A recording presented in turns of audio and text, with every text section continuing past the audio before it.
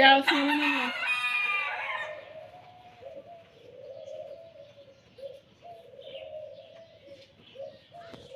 কি হয়েছে আপনাদের? হুম,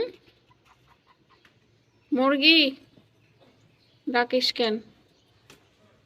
আবার আরেকটা ডাক দে। হুম, আরেকটা ডাক দাও। এই হলো আমাদের শুভ সকাল।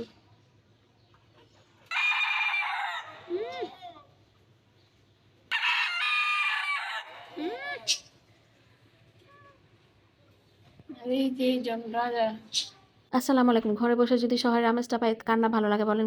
ঘরে বসে গ্রামের আমেজ পাওয়া মানে শহরের না। কথায়, কথায় ভুল বলেছি। তো দেখেন ঘরে বসে মুরগি পালতেছি। সবই কিন্তু করতেছি। আমাদের মুরগির ডাকটা কত সুন্দর। দেখছেন কথা বলে কথা শুনে। তারপর সকাল, সকাল আপনার ভাইয়া ঘুম থেকে উঠে ছোট ছেলেকে নিয়ে গেল। তারা নাস্তা বানিয়ে খেলো। তারপর তাদের রুটি ভেজে দিয়েছিলাম। আর আমি একটু কালকে রাত্রে আমি ভাপা পিঠা বানিয়েছিলাম। সেই ভাপা পিঠাটা দেখছিলেন যে এটা মিক্সড ছিল। তো এটা আমি লাস্টে রেখে দিয়েছিলাম যেটা আমি খাবো। পরদিন সকালে আমি এখন এটা খেয়ে পানি খেলাম। তারপর খালা আসলো। খালা আসার পর আমি একটু সবজি কাটতে দিলাম। তো খালা সবজি কেটে দিচ্ছে না। আমার ছোট ছেলে ঘুম থেকে উঠে গেছে। তাকে বলছি একটু ফিটার দেই। রুটিতে সে রুটি খাবে না, সে ফিটা খাবে। তো এখানে মজা করতেছে। তারপর কালকে একটা অদ্ভুত ঘটনা ঘটাইছে কি জানেন? এই হাতের মধ্যে ঘুমাতে যেয়ে হাতের মধ্যে রাবার পেঁচাইছে। ১ থেকে ১.৫ ঘন্টা পরে সে ইচ্ছামত কান্নাকাটি শুরু করে দিছে। কি হয়েছে, কি হয়েছে? তারপর দেখি তার হাতে রাবার পেঁচানো মানে রক্ত চলাচল করতে পারছে না। আপনারা কিন্তু সাবধান। ভুলেও কিন্তু বাচ্চাদের এই কাজটা করতে দিবেন না। কারণ বাচ্চাদের একটু সতর্ক হওয়া দরকার। আমরা মায়েরা কিন্তু অনেক কাজে থাকি, অনেক সময় খেয়াল করি না। কালকে সে কুচুমুচু করে কম্বলের নিচে শুয়েছিল কথা ঠিকই। আমি খেয়াল করছি যে তার হাতে কিছুটা ছিল। তারপর সে আমাকে দেখায় নাই। তারপর অর্ধেকটা রাতে মানে যখন সে উঠে এরকম করে চিৎকার মানে কান্নাকাটি শুরু করতেছে, পরে দেখলাম যে তার হাতের অবস্থা এরকম হয়ে গেছে। আপনারা কিন্তু সাবধানে থাকবেন বাচ্চারা এরকম দুষ্টুমি করলে। ওদের কাছ থেকে সবকিছু মানে চেষ্টা করবেন যে ওরা কি হাতে নিয়ে কিছু ঘুমায় বা কোনো কিছু করে কিনা চেক করে তারপর ঘুম পাড়াতে নিবেন। তারপর যাই হোক সবকিছু শেষ করে ছেলেকে খাবার-দাবার দিয়ে আমি রান্না-বান্না শুরু করে দিলাম। কিসের জন্য আপনাদের ভাইয়া সকাল, সকাল ছোট ছেলেকে দিয়ে আবার বাসায় চলে আসছে। এখন আবার বড় ছেলেকে নিয়ে যাবে। কারণ আমার রান্নাটা কিন্তু দ্রুত শেষ করতে হবে। বড় ছেলে খেয়ে যাবে। তারপরেই তো আমি পালং শাক দিয়ে ট্যাংরা মাছ রান্না করব। আসলে জীবনটা এরকমই। কিভাবে যে জীবন চলে যায় নিজেও বুঝতে পারি না মনে হয় সবকিছু নিয়ে। তারপর এখন আমার ছেলে এখন কি করলো দেখেন ডিমের খোসা নিয়ে আসছে। সেই ডিমের খোসা আমি আবার অনেকগুলো ডিমের খোসা জমিয়ে রাখি আমি গাছের গোড়াতে দেই। হ্যাঁ, যারা নাকি ঘরে বাসা-বাড়িতে গাছ করেন তো তারা কিন্তু এরকম ডিমের খোসা দিতে পারেন। ডিমের খোসা কিন্তু অনেক উপকারী একটা খোসা। দেখা যায় পোকামাকড় হলে, কেঁচো হলে ডিমের খোসা দিলে হয় না। বাট পেঁয়াজের খোসাও দিতে পারেন আপনারা। তো আমি এরকম বাসা-বাড়িতে করলে এটা দেই। এখন আমার ছেলে নিয়ে জমাচ্ছে। তারপরে আমি ওকে ওখানে দাঁড়া করে রাখি আমি।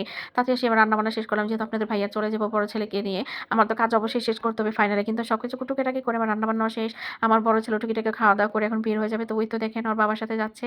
আর আমার ছোট ছেলে আবার এখানে এসে বাবাকে বিদায় দিচ্ছে। বাবা আমার জন্য চকলেট আনবা, এটা আনবা, সেটা আনবা মানে আর আমার জামাইয়ের পর্যন্ত ভালো চাকরি হয়ে গেছে। এ পর্যন্ত ২ মানে ৪ বার আসা যাওয়া করছে।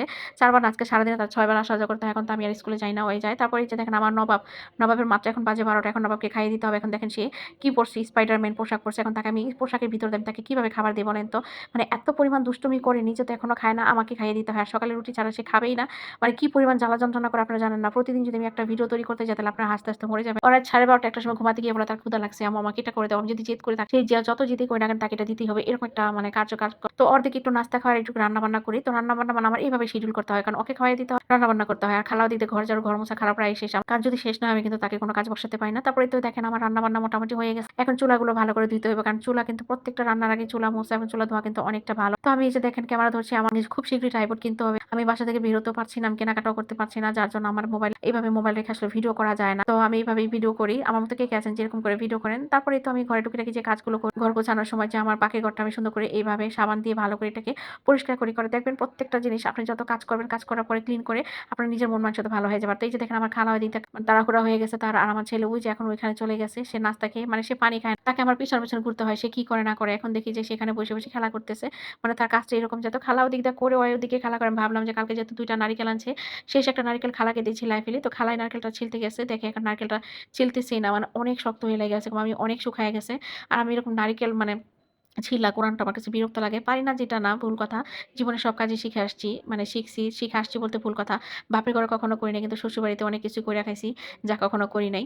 তারপর খালা সবকিছু করায় দিল। কিন্তু দুঃখের বিষয় নারিকেলটা ভালো ছিল না। নারিকেলটা পচে গেছিল।